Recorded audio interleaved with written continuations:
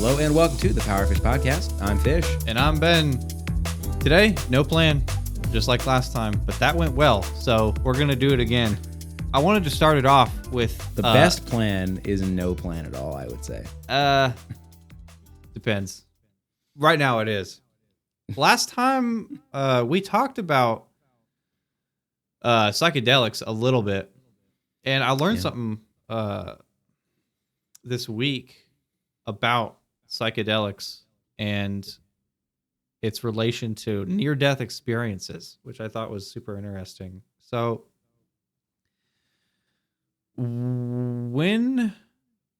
obviously, we'll start with just the fascination of near-death experiences in general to begin with. Weirdly, people of different cultures, different, upbringings all around the world have weirdly similar near-death experiences. It's usually like a family member or a close loved one, someone very relevant in their life that has died, sort of comes to them in their almost dead state as a what is presumed to be a hallucination, but it's oddly similar across the world in all cultures. So there's some weirdness with near-death experiences, and the relation to psychedelics is when you take psychedelics, you trip balls, and the scientific term. Yeah. So it depends on what you're taking, of course, but you see things that aren't there, you hallucinate, and your vision is going insane. Your perceptions are just overloaded, I assume, just on stories. I haven't actually taken psychedelics, but weirdly, when you are experiencing this perception overload, the brain activity is exceptionally low in an MRI scan while someone's having a trip. Their brain isn't doing much, which is super weird. How that is. That feels like that wouldn't make any sense. Exactly. That makes, if you're not having a trip but experiencing all the things that you would be while having a trip, but sober, your brain would be going insane. So why is it when you're hallucinating, your brain is just like kind of taking a back seat? That doesn't make sense. So this doesn't explain the similarity across cultures, but during these near-death experiences, it's usually like in a hospital when they're just about dead, meaning pretty much no brain activity. So perhaps something in the realm of when your brain is nearly shutting down, you trip balls. Perhaps. Whether that means psychedelics or dead. Yeah, I mean, you hear all the time about somebody on their deathbed seeing something or hearing something or things of that nature. I guess I always just dismissed it. I never really put much thought into, could there be something there? Me too. Well,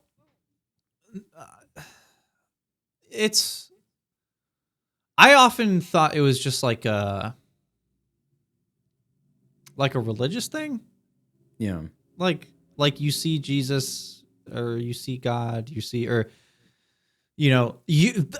obvious is, oh yeah, my family's, in heaven contacting me because I'm about to die. Of course, that's obviously what it is. But when this thing also happens to people that aren't Christian and, like I said, all around the world, to all different types of people, then it gets a little weirder. Yeah. So there is, I can't remember his name, but there actually was a pretty adamant atheist dude. His name is just not coming to me, but he's on the internet as a predominant atheist guy, and he did almost die. I think he had like, I don't know, some it might have been like appendicitis, and his appendix exploded, and he was basically dying, but didn't. Something like that. And this exact same thing happened. His dead dad came to him, and he saw like as he described, an ever expanding darkness hole, a black hole. And his dad said like, "Hey, I'll show you around. Don't be scared.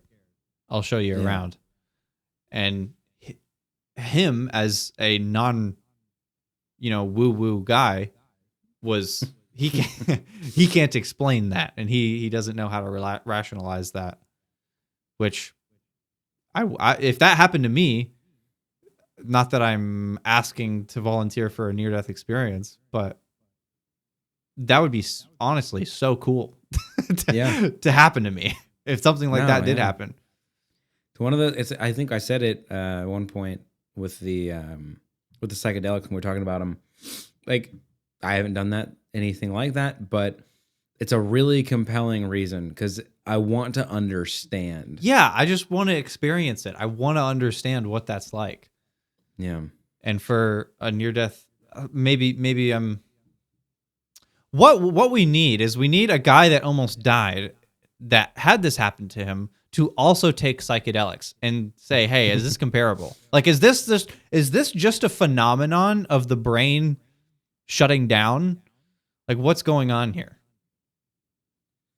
Yeah, that's interesting. It would be very interesting as to why the whole it being a family member, even across cultures, is. I hesitate to say evidence, but because it's anecdotal, just in mass quantity. Yeah. Which maybe that's just what evidence is.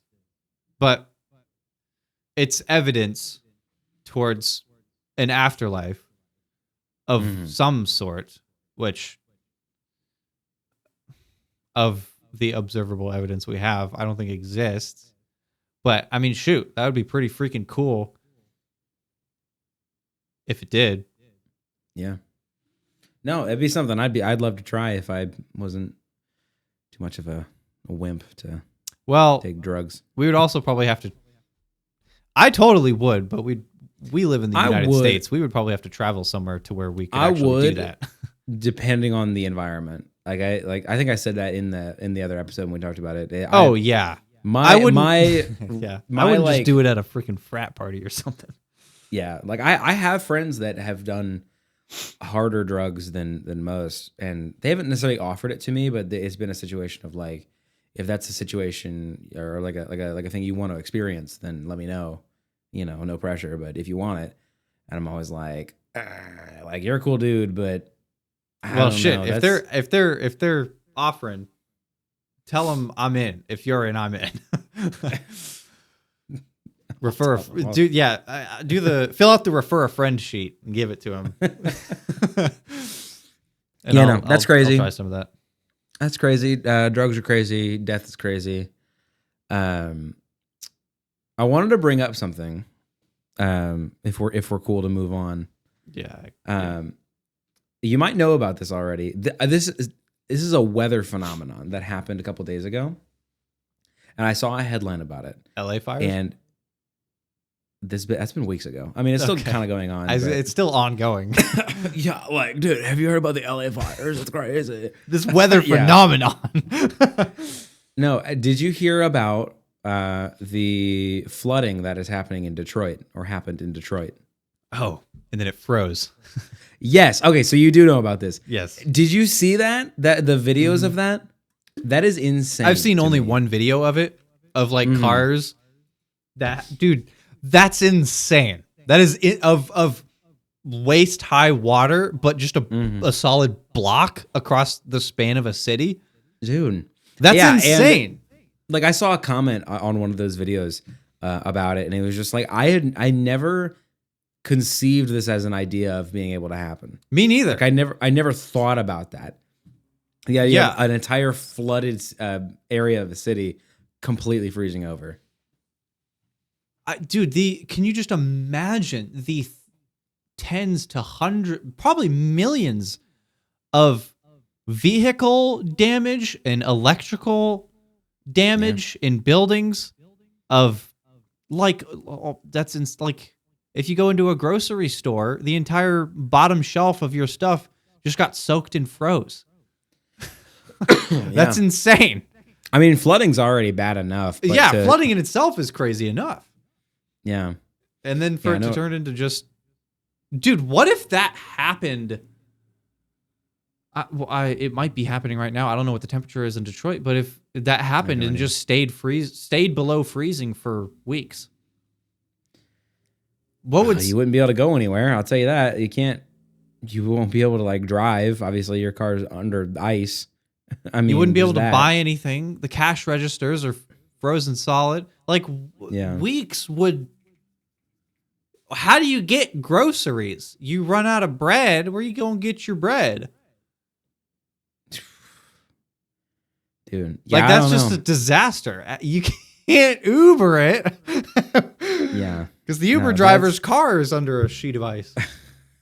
That's insane. No, it was just crazy to me to see all the cars like locked into place like that. I've never ever seen anything like that. Nothing to expound further on that, but I mean, I think that's probably one of the craziest weather phenomena I've ever seen.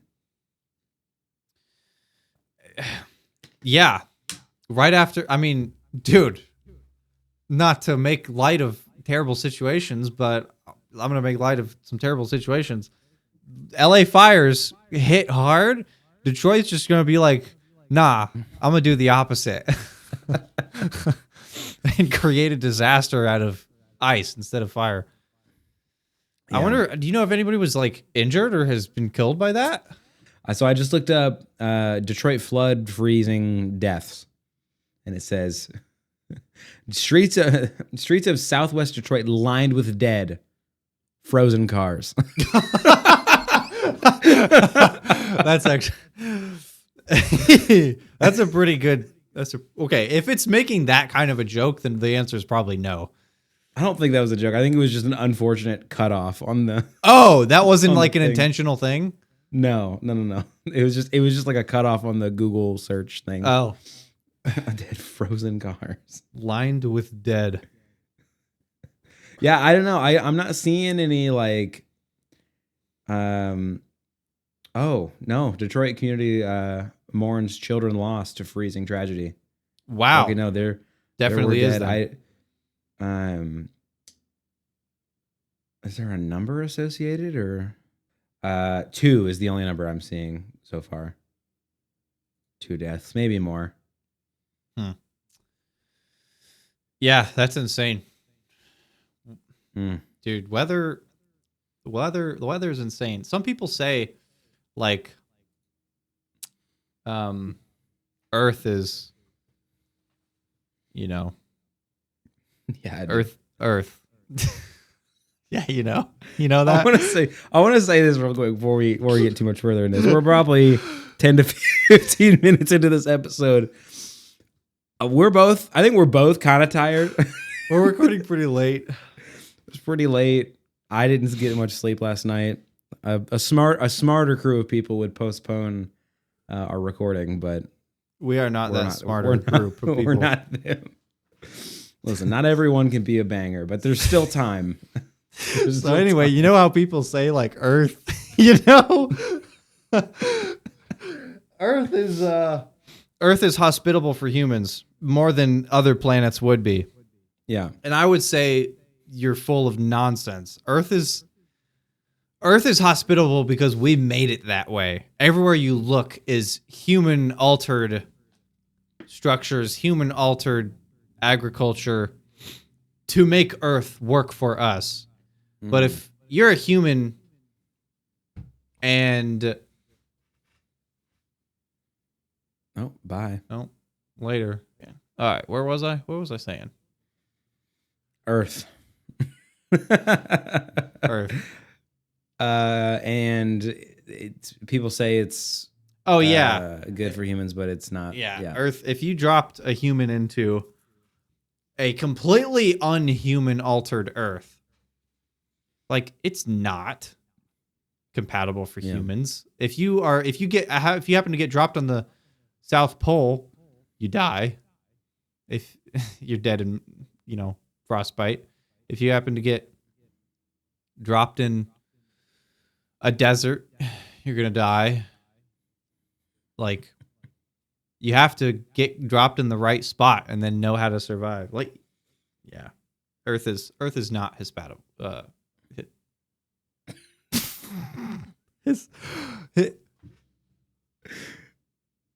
am I trying to say? Hey, I for some reason was trying to shoehorn compatible into that word. And it wasn't. It didn't work.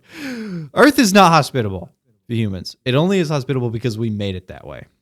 And the same is going to apply to other planets if we ever get to other planets. Other planets are not hospitable for us, but they will be once we make it that way. If we beat them into submission, we'll be all right. Freaking, what is it like?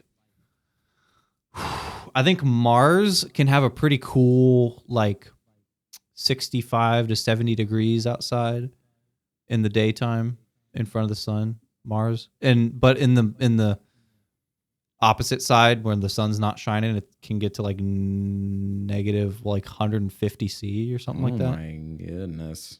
I think it's something insane like that. Something that would, anything that is on Earth right now would immediately just turn into ice in that temperature. Which is, I think there's been lab tests to try to get the coldest temperature in the universe, zero Kelvin, which I think is like negative something thousand degrees Celsius. Jeez. At 0 Kelvin, I mean, can you imagine what would if the world just turned to 0 Kelvin for 1 nanosecond? I mean, 1 nanosecond after that, everything would just be, I don't know, I guess. Would everything just immediately turn into ice?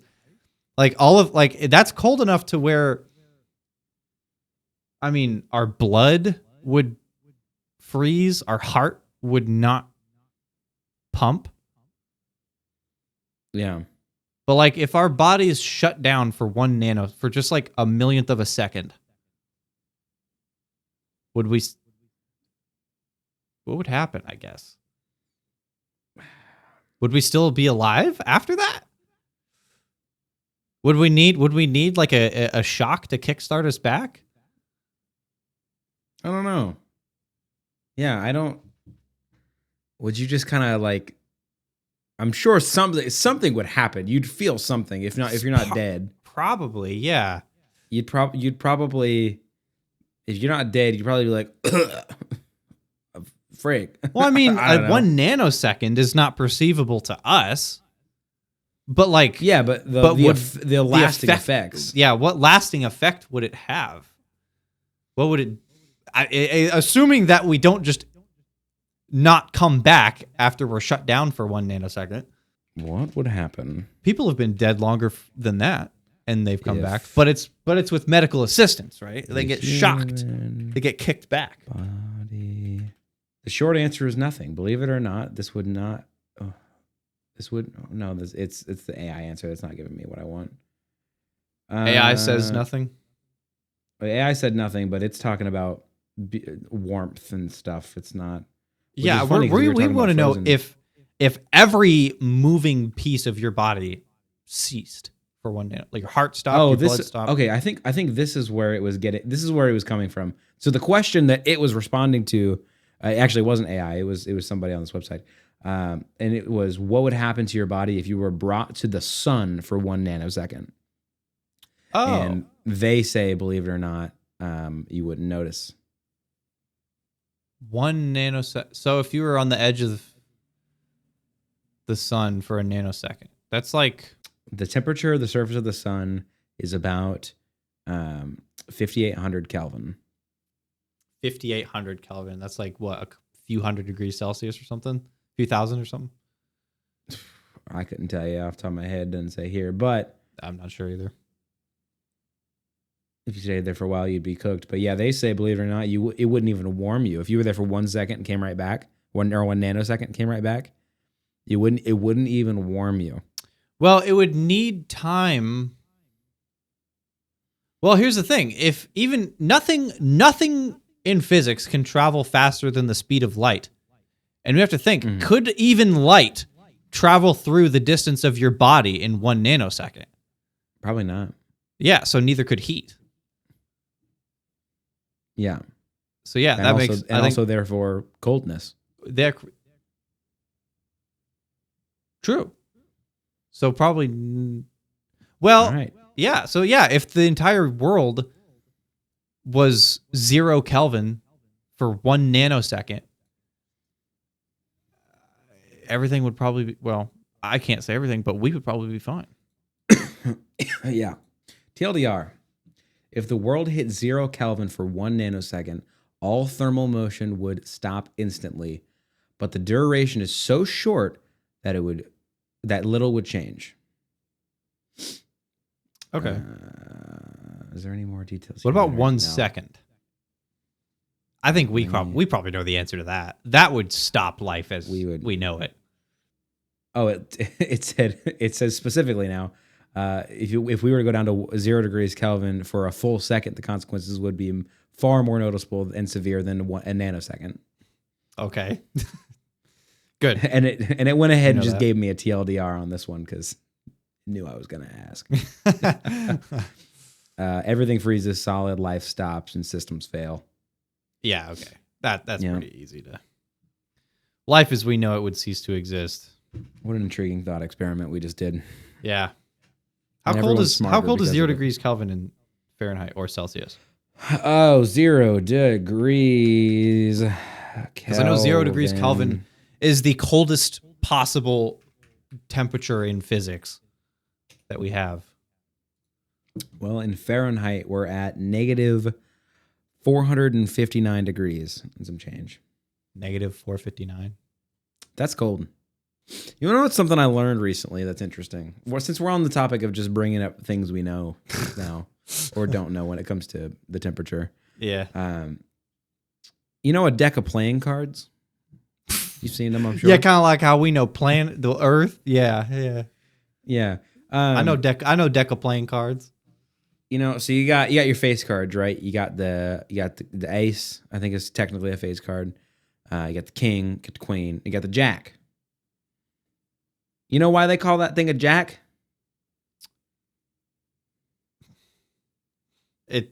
You know, my mind is not really capable of extending much past something related to jack off right now. Dude, this content is falling hard. Just take a guess. Honestly, your open-ended guess might be it. You never know. Jack. It makes me think something like jester related, as in like the. Well, that'd be the Joker, wouldn't it? Yeah, I guess it would. I guess I don't know playing cards. Jack. Just narrow it down for me. I'll just tell you. It's so stupid of an answer that you probably wouldn't get it because you'd overthink it. So there's a little more to the history that I don't remember, but essentially, it was just a picture of a dude, and the original name of the card was it was just like the dude. That's what they just called it. But their name for just a random guy was Jack. So basically what they were saying when they named the card was just like, it's a picture of a guy. So that's the guy card. That's that bro on the card right there. This is my bro card. And the word for that was Jack. Yeah. So it random. just stayed that way. Yeah. That's pretty Funny.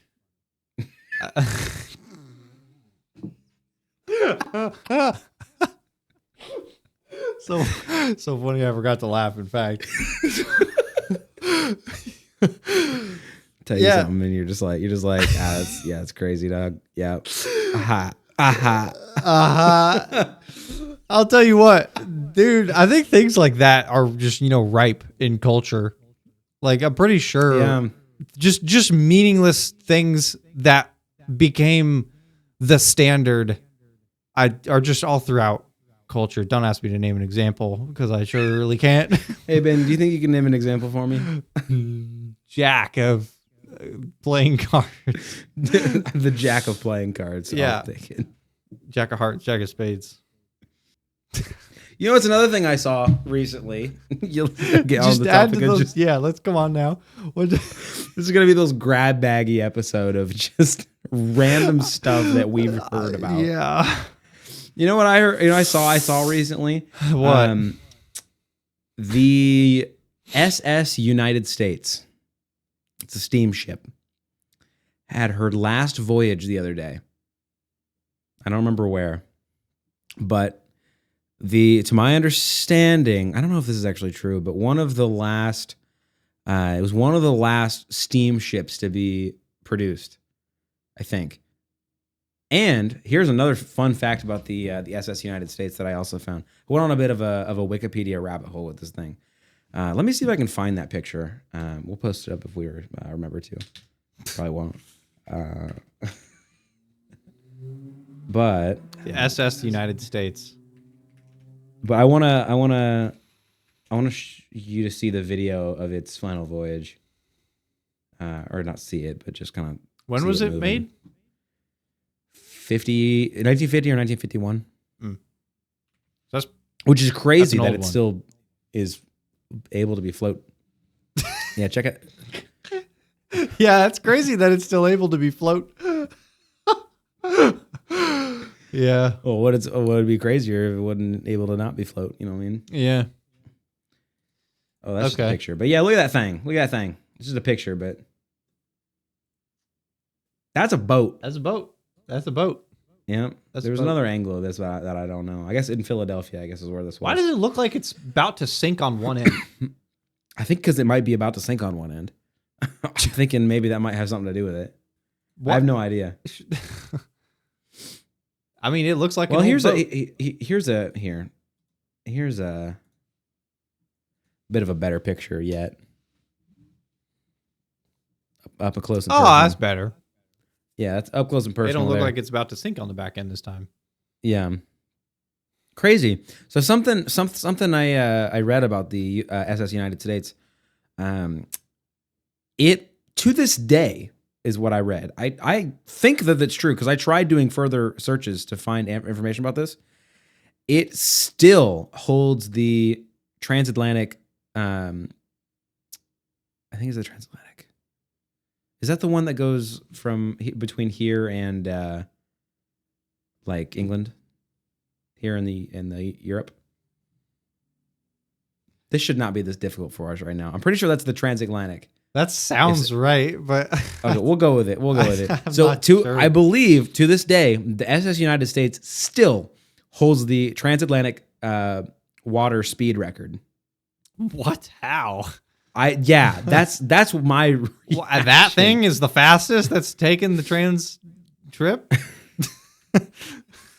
Hold on, only lose up transatlantic speed record. I wonder if it just took the least amount of breaks. I don't do boats. It's a stupid question.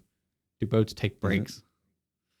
Listen, we've gotten some subscribers in the last couple weeks. They're gonna be running away. They're gonna be sprinting out of here. Yeah, what is this? What has this become? This turned from talking about quantum immortality to this. We, for the most part, had a pretty good run there. Yeah. Oh God, speed records. Okay, I don't know if it's transatlantic or whatever. I don't know where I got that. But the blue ribboned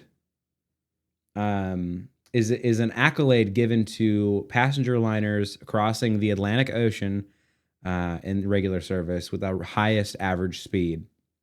And apparently, the SS United States, I think, holds both the eastbound and westbound speed records. How has that not been beaten by a more modern boat?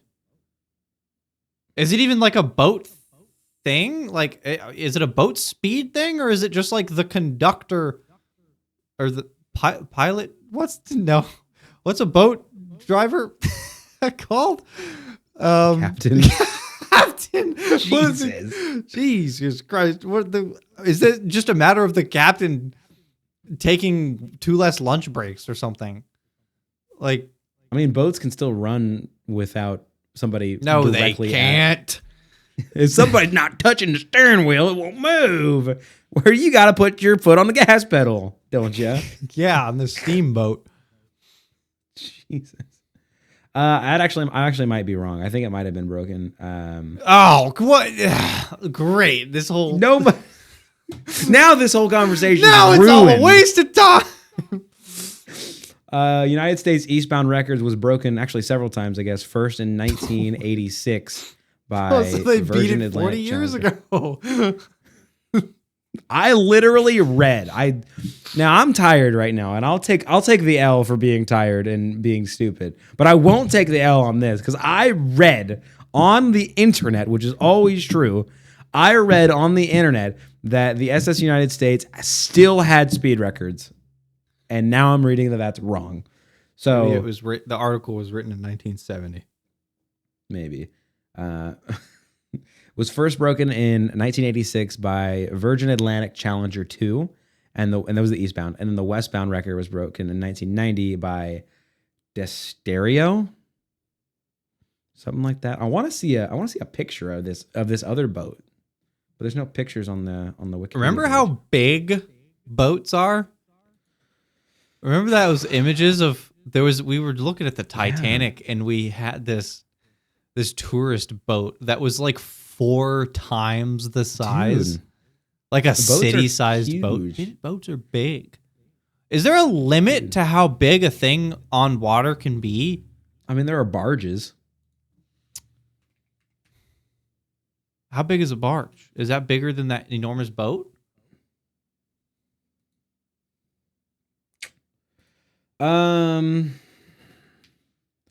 Largest barge in the world.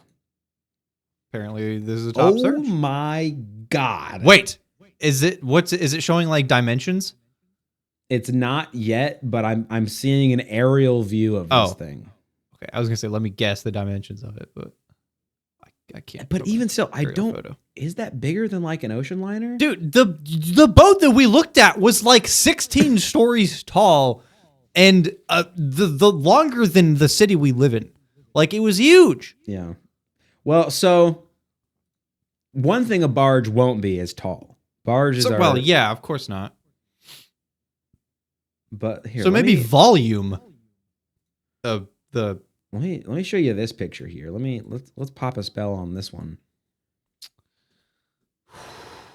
Oh my God! Look at the buildings like up above it, dude. That's a 5-minute drive from one end to the other. That's crazy. What the frick? Why does it have like anime arms behind it? Like it's Naruto running. Yeah.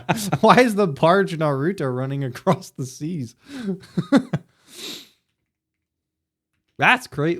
How much can you imagine how much that weighs?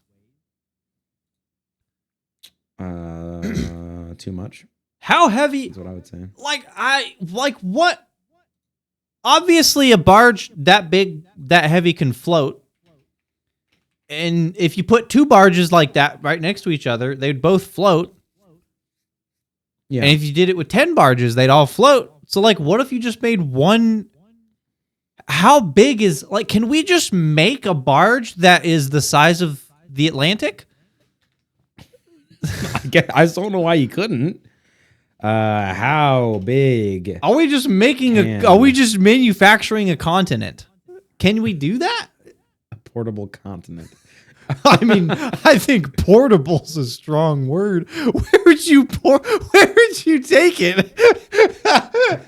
You've already taken up most of the world. I'm gonna pack it up.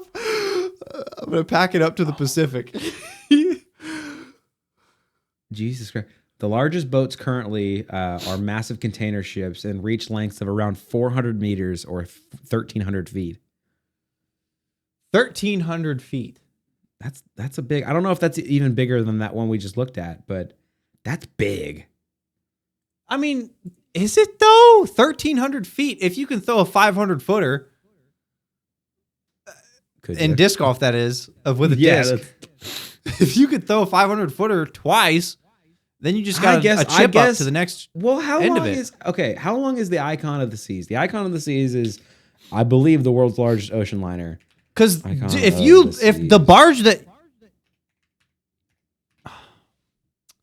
I don't know, the image of the barge. Shoot, the Icon of the Seas, the cruise ship, is it's 1,200 feet, so about almost as big as the longest boat. But it's also it's got like 20 freaking it's stories. Like it's actually tall. Huge. Like I'm trying to find an image with some scale reference, but I'm not seeing anything. Oh my God, this thing is stupid. We've looked at this before. We looked at this in that episode we talked about boats.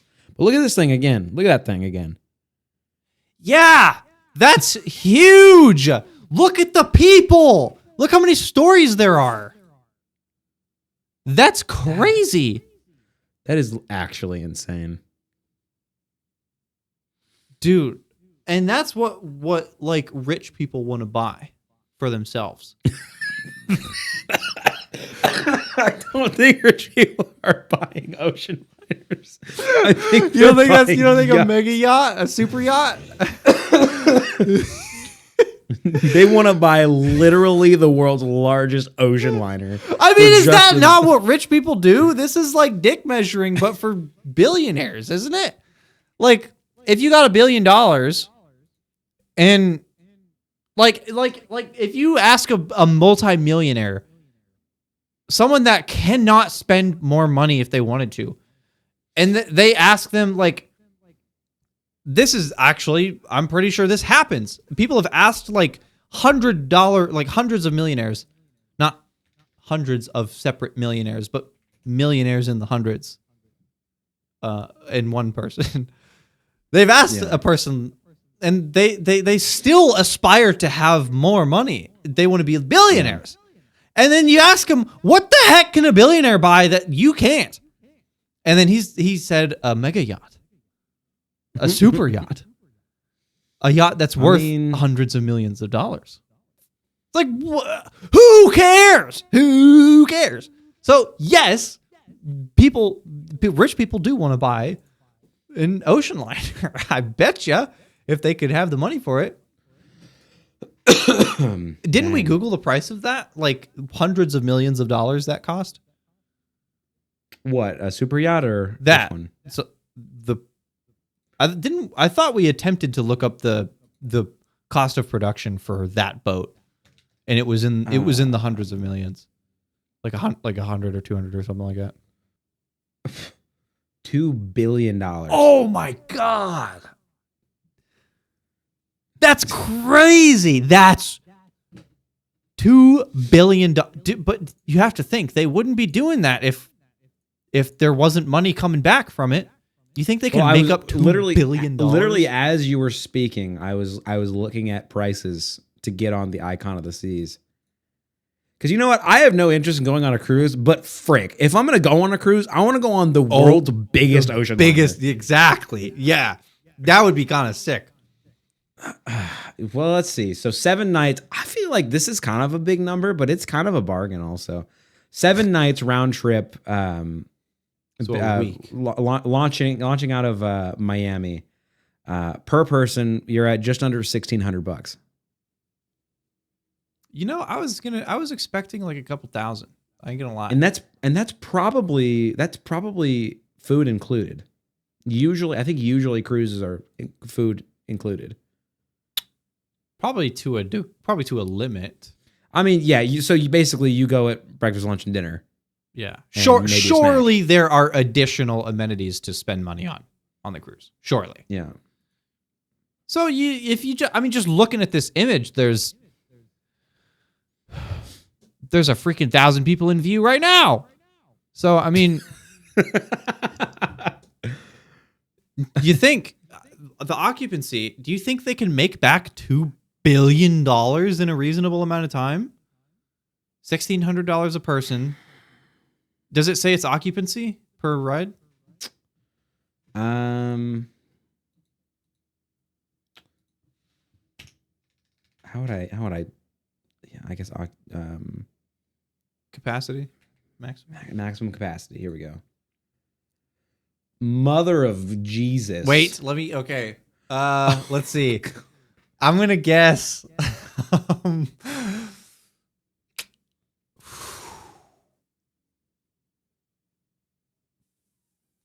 5,000 per trip. All right.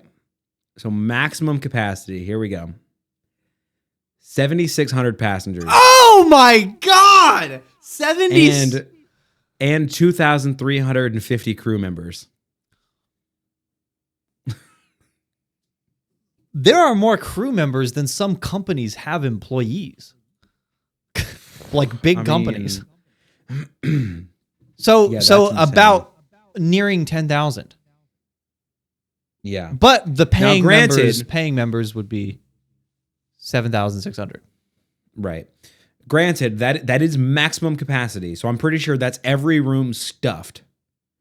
So like if you get a family of 2 coming in, right, like a couple coming in, taking up a family of 4's spot, then, that's not. But even if you're at... Okay, so do 7,600 people times $1,600 per person. What's that dollar amount? 76. How much money can they make in revenue for one trip? Times. Granted, they're also paying the salaries of 2,000 employees on a trip. So we're looking at a lot more than $1 billion to make back here. Is that correct? 7,600 people times $1,600 is just over 12 milli. $12 million of revenue in one trip with a full capacity. Yeah. Holy crap. I mean, shoot. So this breakdown also gives you, so maximum capacity 7,600. Even if every single cabin for passengers only had 2 people in it. If every single cabin only had 2 people, so double occupancy, you still have 5,600 passengers. So they're making $12 million per trip, but like I said, they're paying the salaries of 2,000 people per trip for a week. Right. What if let's say 2,000 people are making $1,000 a week? What if you subtract that number from 12 million? All right, so it was 2,350 times a thou wow. Well, we don't know if there's. I would just do 2,000. We don't know if they max out their occupancy every trip. So, of employees. So 2,000 by thou wow. Yeah, I would just do that. Let's assume there's 2,000 people making $1,000 a week. So that's 2 million. Okay, so 10 million. So you're at 10 million. So you've made your $2 billion back in. That would be 2,000 trips, wouldn't it? Is that right? Or sorry, would it be 200 trips? 10 million to 2 billion? It'd be 200 trips. 200 trips. Which that's easy. That's it. Yeah, 200 trips, 200 weeks. If you are maxed out occupancy, you made your $2 billion back in a few years. Yeah. And obviously, they're not going to spend $2 billion on something that isn't going to last more than a lot of years. So, Yeah. What is I guess capitalism approved. You know, what is the lifespan of a cruise ship? Wow. Average lifespan of a cruise ship is 25 to 30 years. oh my God. Wow. They build these Good things to Lord. last. Yeah, that's crazy. What is the oldest cruise ship still? The MV Astoria is the oldest deep water passenger liner still in operation. That can't be right. That figure is Manufactured. okay. This is an astonishing sentence. Okay. It began service in 1948. What? In Stockholm as a transatlantic ocean liner. So it's almost 80 years old? It was rebuilt as a cruise ship. So same boat, rebuilt as a cruise ship in 1993. Okay. So it was effectively refurbished. Oh my God. What? The Sea Cloud entered service in 1931 as a private yacht and is the oldest cruise ship still in operation. There's a 90-year-old cruise ship just taking people places? Is that safe? So I don't think it's a steamship. It's not a steamship. So this You're is going to get another Titanic. This is, I think, literally it's just a sailboat. So I guess that adds to it a little bit. It's just got to worry about sails and. Oh. Wow, it's a sailboat. That's a big freaking sailboat. Yeah, it's huge. Holy crap. Now here is the. Let's see if I can put this picture in chat. This is a picture of the. What was it called again? The MV Astoria. Guy's still floating around. So this is the rebuilt guy. Yeah. That one's pretty big too. But just looking at both of those, they just absolutely are little shrimp compared to the Icon of the Seas. Dude, Icon of the Sea is ridiculous. I mean, it's. You know what? If I had not, this isn't like a super duper thing that I would want to do, but like if I had just $1,600 burning a hole into my pocket, maybe I would, just for a week, I would go on a week stay on the biggest cruise ship in the world. Shoot, just to say that. I mean, yeah. Honestly, because I feel like I'm pretty judgmental on cruise ships. I'm always like, I'd rather do something else on a vacation. But like, it's like a go big or go home situation. Yeah, so I'm gonna give these a shot. I feel like I'm gonna do it right. Right. I feel like my interest in just going on a cruise isn't high, but my interest in it gets pretty high if I'm going on the biggest cruise ship in the world. Like just I feel like we could time ourselves. Just walk from one end to the other end and see how long it takes to get from like the lowest floor. Shoot, I gotta say these boat terms. Bow, stern. The bow is the front, the stern is the back. Okay. So if we went from like lowest floor stern to highest floor bow, then just timed it. How diagonal distance? Yeah, stairs and all. I mean, shoot, that thing probably had elevators, but I would be so sick. Take 20 minutes to get across. Who knows? Dude, I can tell you right now because it's in front of me. It's got 20 decks. Holy cow!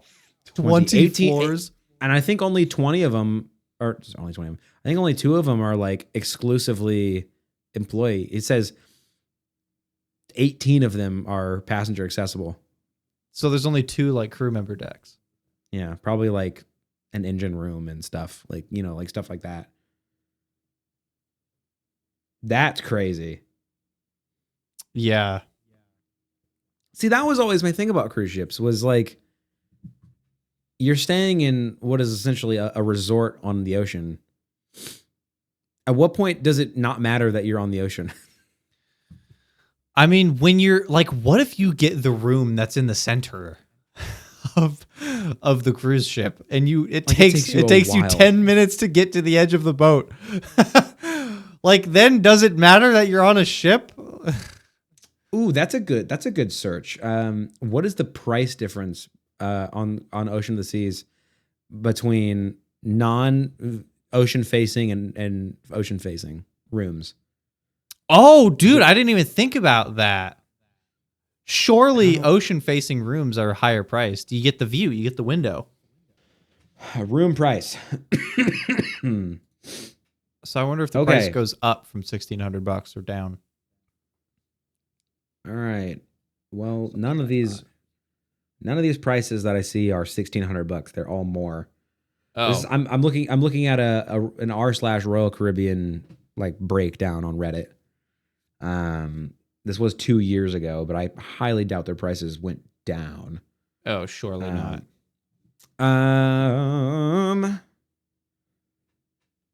So guarantee is the cheapest, is what it's called, I guess. They pick your room. You just get picked a room. Okay. And that's like $2,300. Oh my God. Yep. Regular interior. You pick which interior room, but it is interior. That is just under 24. Interior plus, whatever that means, 25. Spacious interior, 2650. But okay, let's get to the interesting stuff. If you want a random ocean view, so they pick, but it faces the ocean. Now you're up to $2,600. So you're going back to a smaller room, but ocean view. Mm-hmm. And then if you want to pick it, you're gonna be spending another $100 for a regular ocean view. Wow. Now it gets insane. Mm. If you're wanting a balcony, you gotta think a balcony over the ocean, bro. That's pretty cool. Yeah. I don't know what these areas are. So Central Park balcony. Oh, I bet that's inward facing. Probably, there's like I know there's like a big open area in the middle. So inward facing, you're at just over 3,000. Jeez. An ocean balcony, you're at 3,200. And I don't know what this means, but I'll say it because this price is astonishing. An infinite ocean view balcony is about $4,300. What? Yeah. What is an infinite ocean view? I don't know what that means. The rest of these are just astonishing prices. You can get into suites for like $11,000. Oh my God. And here's the most staggering of them all, right? If you want the ultimate family townhouse, I don't even know what that What is that? Do you just buy a house on the boat? What is, hold on, let me look what is that first. What is the family townhouse on the Icon of the Seas? Ultimate family townhouse Icon of the Seas. It is a 3-story suite. It has a private outdoor patio. It's a karaoke station, a movie theater, game tables, table tennis, some nooks, access to the Surfside family neighborhood. They have a slide in the suite. Excuse me? What? Oh, there's a tour of it.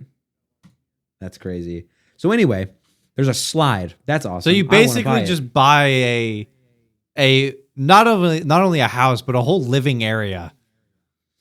Yeah, for the week. For the week.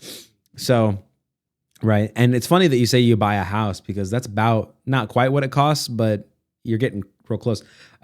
So for a stay in the ultimate family townhouse, can accommodate up to 6 people. You're looking at a cool 56 grand. For 1 week. Imagine blowing your salary, your yearly salary in 1 week. Yeah, That's insane. That's literally crazy. Even if so it can accommodate up to 8 people. Oh my god. What would that be? What would that be? You're at $56,000. Okay. If every single one of those 8 people did an equal share, every single one of them, you're looking at $7,000 a pop still. That's crazy. That's insane. You're looking at family vacation money per person for 1 week. I had something to say about that, but I lost it. Yeah, probably from the sheer shock of $56,000. That's just stay on a boat. Because it's shocking. That is shocking. $56,000 is a lot of money. Well, I guess I was reminded of there was this. Take this segue and shove it up your ass. There was a thing about black holes that I found fascinating that I wanted to talk about that I think we probably should end on. Yeah. Your mention of infinite ocean view reminded me of it because it has to do with infinity. So I learned that. So we know that black holes are dense, right? But they're pretty poorly named. They're not holes. They're still just a star. They're still just a round object. Yeah. So black holes are still just stars, still just round, but they're just unbelievably more dense. So, like, I think I've said this before. If the sun, our sun, was compressed to about 3 kilometers, that would be a black hole.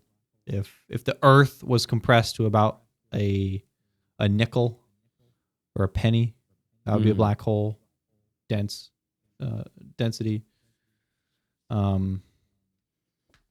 Yeah, so you get the point. The gravitational pull of them is insane because even if our Earth was condensed to the point of condensed to the size of a penny, even if it was, and it did become a black hole, the gravitational pull would be exactly the same. So, like, the solar system would still rotate just as it always has, except Earth would now be a black hole the size of a nickel. Yeah, so that's just how mind-blowing the pull of gravity that these things have, especially when you realize that most black holes are not quite the size of that, but they are instead many millions of times, not only in mass, the sun, but in size of the sun. Yeah. So if you get, near one of these supermassive black holes, we know that since space and time is the same thing, they are inextricably linked together. There is no one without the other. And gravity literally bends space. It bends the space around us. And when gravity bends, time bends with it. Which is why I think I've said before, time is literally passing, if that's what time even does, pass. Time is working differently around this bottle than it is around me. Because we are different masses and bending space-time a little bit differently. And therefore, time works differently around me than it does you. Yes, around every person. I'm a heavier individual than you. My time is faster, slower? Slower. So the more that gravity bends space, the slower time reacts around it. So time around this is slower than it is around me, and time, I am aging faster than you. Dang. All right, so I figured it out. I'm going to live forever. Yeah, exactly. Exactly. But with the masses that we have, the bending of time is just so, it is just immeasurable to an unbelievable degree. Right. That's how small it is. But it becomes measurable when the gravity is bending space-time so much like that of a black hole. Yeah. So we know that when you get near this black hole, time will start to slow down. Not for you, for your own perspective, no matter where you're at, what you're doing, or where gravity you're in, time will always pass at 1 second per second for you. Always. But to the people around you, you're going to start moving real slow as you get closer to this infinitely dense thing. Yeah. So we know that's all fine and good. That all works. And we know that there's a point on this black hole called the event horizon where the gravitational pull outweighs the speed of light. So the gravitational pull is stronger than light is fast. And that's why black holes are black. That's why we can't actually see them, because there's no light in them. We can only see the radiation around them that they emit. So because there is no light there, their light can't get out of the black hole. And we know that anything with mass cannot travel at the speed of light. So if I were to pass over, if light can't get out, I certainly can't. But I always thought the event horizon was just that. It was the inescapable point simply because nothing in physics as we know it can travel faster than the speed of light. Therefore, there is no getting out of it. But that is true, but it's a little bit different than that. It's inescapable in that way, but it's also inescapable in another way. So as you cross the event horizon, the density... so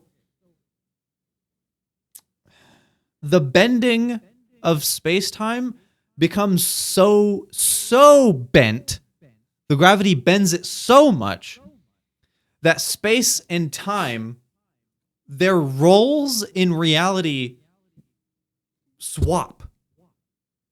It reverses. So time right now, as we know it, is infinite, and space is finite. Right? So space is a thing that we can get to, like, if we could see the edge of the universe, we could walk to it. It is a finite thing. Space is a finite area where we can go from one place to another. Time is infinite. There seemingly is no way to get around that. So when you bend it so much that the roles reverse, where space is now infinite and time is finite, so it's inescapable in that way. So we know that at the center of black holes, their core, so to speak, is what's called the singularity. It's a singularity. It is where all the math and equations that we have to explain physics today start to break down. The density just becomes infinite. It basically just that. The gravitational pull becomes infinite. Our mathematical equations don't explain what can happen there. Right. So as you cross this event horizon, time and space swap positions. So space becomes infinite. So if you walked in one direction forever, it would be that. If you walked in one direction, it would be infinite. Or if you walked in another direction, it would be infinite. There would be no end to space around you, which, that's crazy to think about. But even crazier is time is finite. So time would stop. So as you're getting pulled closer to this singularity, extremely slowly from anybody else's point of view other than yours, extremely slowly, getting closer to the singularity, you wouldn't be able to see, so to speak, the core of this black hole. You wouldn't be able to see the singularity because space and time have swapped. So the singularity isn't in front of you as you're getting pulled closer to it, but the singularity is in your future as you're getting pulled closer to it. And given that time is finite now, you would never see this singularity, it wouldn't you wouldn't be able to see it until it's the present, until you hit it, until you get to it. Because it's time that is pulling you closer to it. So you wouldn't see it until it's the present. And of course, who knows what happens there. Yeah. So there's been theories. First of all, just the mystery and absurdity of black holes is just insane. Absolutely mind-numbingly insane. So there's that. There has been theories on how do we destroy a black hole? How do we get rid of it? Because it's impossible. If we throw anything with matter, all the black hole is going to do is suck in the matter and add that matter to its mass and then just become even more massive with an even stronger gravitational pull. So there's nothing we can do in terms of throwing mass at it, like a bomb, to destroy it. But there has been theories of overspinning it. So as we know, it's still a spherical object. It's still just a star. And it's still, rotating. It's still an orbiting star. Mm-hmm. The Earth and all other planets and stars, when they rotate, they exhibit a force that throws things off of them because of their rotational speed. So in the same way, everyone knows this fun experiment when you're a kid. When you sit in a chair and you spin really fast around in the chair, you feel the force of it wanting to throw you out. Or like a top. When you spin a top, all the force goes towards the outside of the top the faster it spins. When something spins, it creates a force that spreads outward. It creates a force that wants to throw things off of it. Gotcha. So, planets are no different. As are, like, for example, the Earth spinning right now is giving off a force that throws us off of it as it spins. But Earth's gravity is way stronger than the force of it spinning and throwing us off of it, so we aren't going to get thrown off of it. So basically, if the Earth stopped spinning, we would all just... Yeah, gravity would feel stronger because there would be less of a counteracting force against it. But if the Earth started spinning faster, it would throw us off of it, or the gravity would be lessened. Gotcha. So, like if you have a tray with food all along the outside of the tray, and you spun the tray, all the food would fly off in all a bunch of directions. Yeah, it's like that. So, the theory with black holes was: is it possible to make the black hole rotate so fast that it throws off all of its matter? If we can get it to rotate faster than its gravitational pull. Mm-hmm. So if we shot things at it in the direction of its rotation, like if an asteroid hit Earth on the edge of Earth, but it was on the edge that Earth was rotating, Earth would rotate a lot faster because of it, because it just helped it along. Right. If we did that, if we shot if we could shoot planets, if we shot matter in the direction of the black hole to get it to spin faster, faster than we increased its mass. Because as we know, as we throw mass into it, it just becomes more massive and thus increasing its gravitational pull. So if we could increase its spin faster than we could increase its gravitational pull, theoretically, we could get it to spin fast enough to basically throw off all of its matter and expose its core, its point of mass, the point where the mass is all coming from, which would be a singularity. How would they do all that? answer is probably they won't do all that. Well, but I was just gonna say this is on a scale of many millions of times larger than our sun, so we can't do that. But this is all in theory alone. So but the theory is there. There's nothing that says we can't do that. Yeah, theoretically we could do that. Yeah. Theoretically it's possible. Not theoretically we could do it. Yeah, theoretically it's possible. So if we did, and we exposed this thing's singularity, if we exposed the core of a black hole, what would we see? Because we know that that's where our equations break down. We know that if we got close to it, the bend of space-time would be so great that we wouldn't see it, but it would be in our future. Mm-hmm. So if we're far enough away from it and we're looking at it, but space-time breaks down when we get close to it, what would we see? What would we be looking at?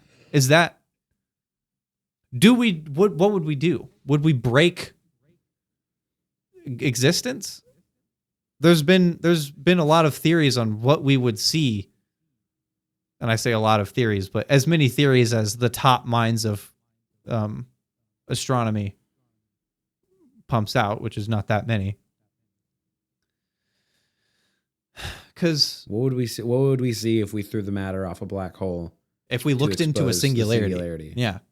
Because we know the origin of our universe was a singularity.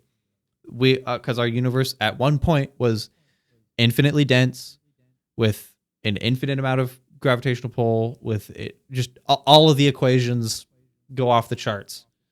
And that's what the Big Bang is. The entire universe was condensed to smaller than an atom. Some sort of quantum event happened, and that's what a singularity is. And it exploded. So given that singularities are also in the middle of black holes, these objects of infinite equation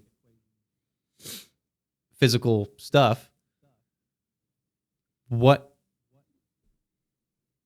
is to be seen there? We don't know. I think we'll never know. Yeah, so I'm trying to think of an answer for you, but the answer I'm coming up with is something. It's impossible to know. But I just found it more fascinating, the part of why event horizons are not only unescapable because of their gravitational pull being greater than the speed of light, but because of the swapped positions of space and time. Like, that's just so crazy to wrap your head around. That is an interesting component of that, I would say. That is fascinating. I would love to know more about that and how that even tries to make sense. Yeah. Clearly it's happening in the middle of black holes. Somehow space becomes infinite and time becomes finite. Like, it's just so there's so many mysteries of life that unfortunately we won't survive long enough to unravel. There's been theories of perhaps the singularity in a black hole is a singularity of our universe. It's just a different universe. There's this, I mean... Yeah, I thought about that. Like, perhaps there's new birthing universes inside the singularities of black holes. Which, who's to say? A really interesting idea. It certainly is possible because, according to our current theory, but it still doesn't give you any closer to what that looks like. Exactly. We don't know. We can't... Yeah, we have no idea. Because if you think about our universe, since our universe, including space and time, expanded from the Big Bang, from this singularity, and if we were looking at a singularity, this is hard to articulate because our universe, before it expanded, there was no space and there was no time. if you were to look at the singularity before the Big Bang happened. If you looked at the singularity at the moment of existence, whatever that is, you would be outside of space and outside of time because it hadn't even existed yet. So and that's basically what we would be doing if we threw all the outside matter off of a black hole and exposed its core. We'd be looking at a singularity, but these singularities exist outside of space and time. So what the frick would we see? I don't know. Just explain that, Christians. Checkmate. Checkmate, God. Yeah, so... Yeah. Somebody smart, get in the comments. Somebody really smart. Even though the top minds of our world right now don't even know what to say about that. Yeah, but the next top mind is gonna emerge from our comments section. Yeah, we need Einstein too.